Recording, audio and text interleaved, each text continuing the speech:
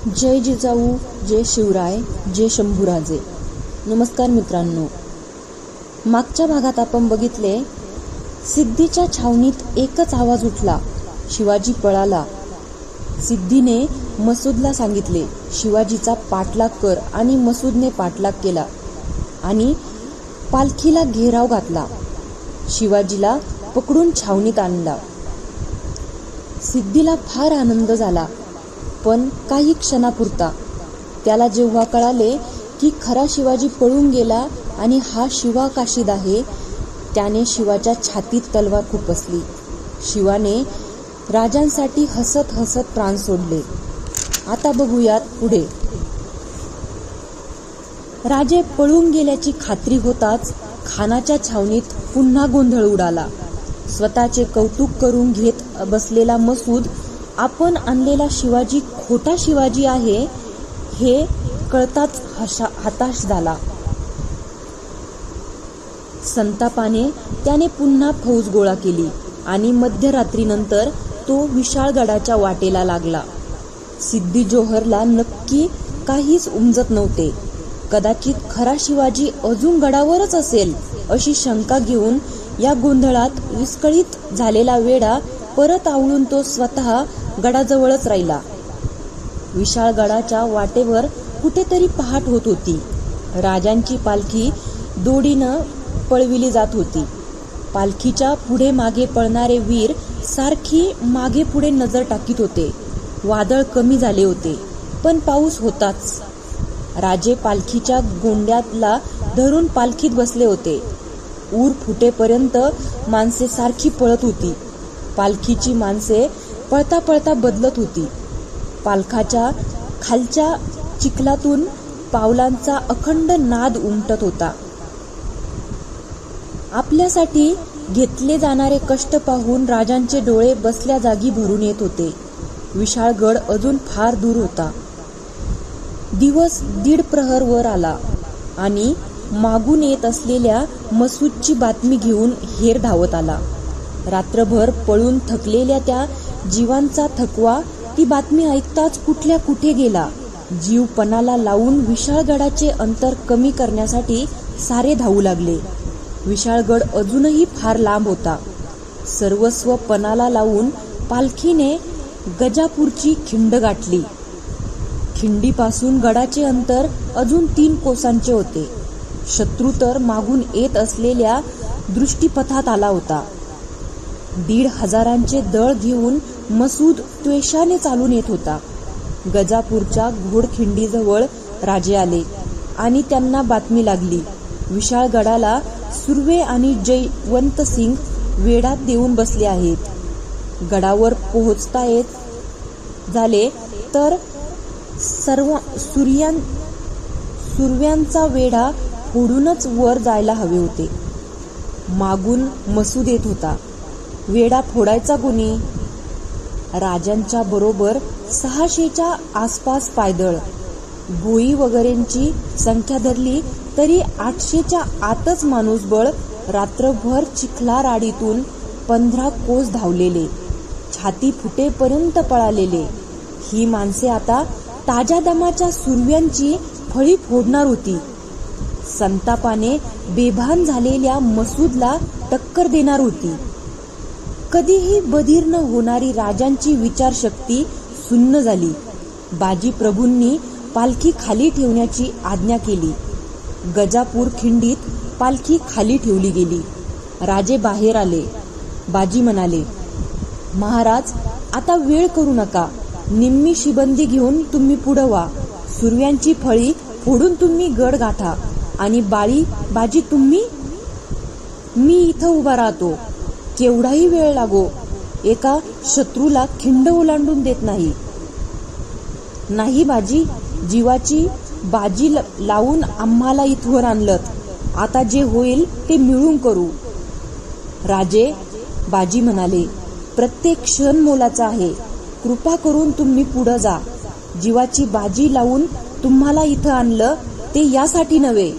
या कष्टाचं चीज करा. गनिम येतो आहे. दावा साधील. सारं क्षणात व्यर्थ होईल. बाजींना राजांनी मिठी मारली. बाजी मुजरा करीत म्हणाले, राजे तुम्ही या, आम्ही साहेब कामावर मरतो. मुलालेकरांना अन्न द्यायला तुम्ही समर्थ असता मला काळजी कसली, पण राजे. काय बाजी? राजे अश्रू आवरीत विचारते झाले. राजे गडावर जाताच इशारतीची तोफ द्या बस. या राजे. राजांनी बाजींना मिठी मारली. क्षणभर बाजीही त्या मिठीत विसावले. दुसऱ्याच क्षणी मिठी सोडवीत बाजी बाजूला झाले. राजे आपल्या शिबंदीसह गडाकडे जाऊ लागले. राजे दिसेनासे होताच बाजी त्वेषाने फिरले. सारे बांदल बाजीकडे पाहत होते.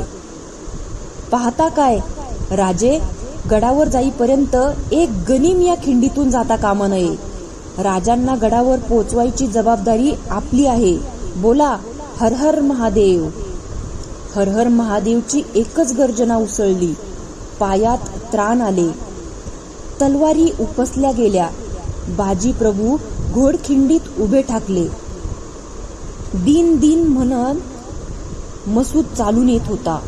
गजापूरच्या घाटीवर असलेली घोडखिंड आपले नाव सार्थ करणारी होती.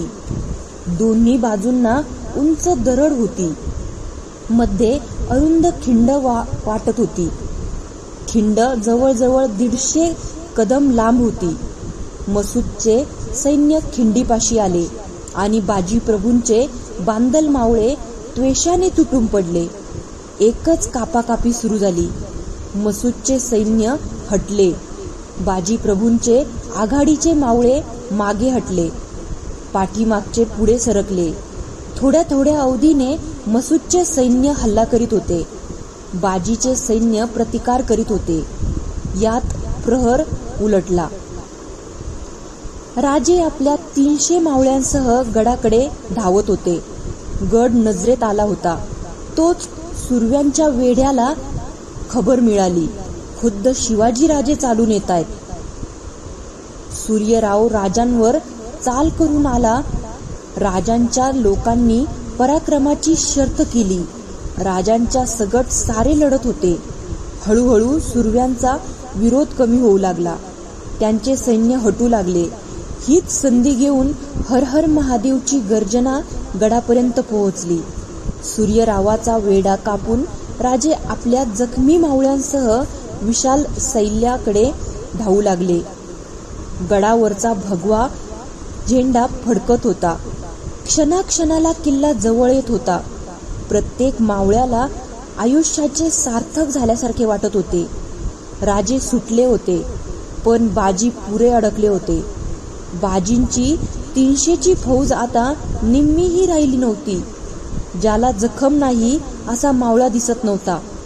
रंगपंचमीत सुद्धा रंगाची अशी उधळण झाली नसेल. बाजी रक्तबंबाळ झाले होते. पागोटे केव्हाच पडले होते. बलदंड शरीराचे बाजी शत्रूवर त्वेषाने फिरंग चालवित होते. डोईच्या संजाबातून मानेवर शेंडीचा झुपका रुळत होता. बाजींना रणचंडिका प्रसन्न झाल्याचा भास होत होता. 3 प्रहर होत आले तरी खिंड काबीज होत नव्हती.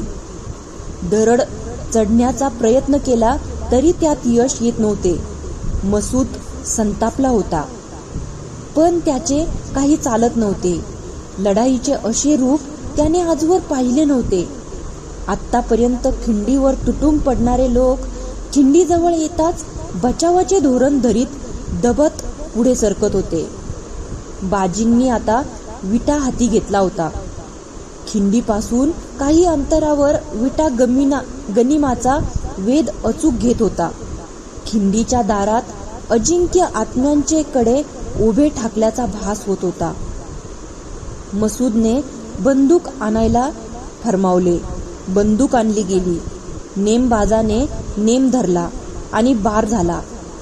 गोळी छाताळाला लागली. बाजी त्या धक्क्याने मागे सरकले. बाजींना मागे आणले गेले. मावळे पुढे सरकले. खिंड परत अजिंक्यच राहिली. बाजी शुद्धीवर आले. वर धुरकट आकाश दिसत होते. त्यांनी विचारले, तोप झाली? नकारार्थी माना हलल्या. बाजी उठू लागले. जखमांनी भरलेल्या वर्मी झालेल्या घावाने घायाळ बनलेल्या बाजींना कुणीतरी म्हणाले, बाजी तुम्ही उठू नका, आम्ही खिंड रांगतो. तोप झाली नाही म्हणत सारे बळ एकवटून बाजी उठले. त्यांनी माणसांना बाजूला सारले. धडपडत हातातल्या विट्यावर तोल सावरीत बाजी झोकांड्या देत गर्जले. गोळी लागली म्हणून काय झालं? राजे गडावर पोहोचले नाहीत आणि बाजी मरतो? बाजी वाट काढीत खिंडीच्या प्रवेशद्वारापाशी गेले. बाजींनी विटा हाती पेलला. रक्तबंबाळ बाजी समोर दिसताच पुढे येणारे गनीम मागे हटले. तोच गडावरून तोफेचा आवाज आसमंतात कडाडला. बाजींच्या चेहऱ्यावर हसू उमटले. बाजी पुटपुटले. राजे गडावर पोहोचले. आपली फत्ते झाली. बाजी कोसळले. मसूदचे सैन्य तुटून पडले. गेले 7 प्रहर मृत्यूशी झुंज देणारी बांदल सेना कृतार्थ झाली. तिचे बळ सरले. घोडखिंडीत सर्यास कापाकापी झाली. सारे मावळे निर्दयपणे कापले गेले. पण कुणाला खेद नव्हता, खंत नव्हती.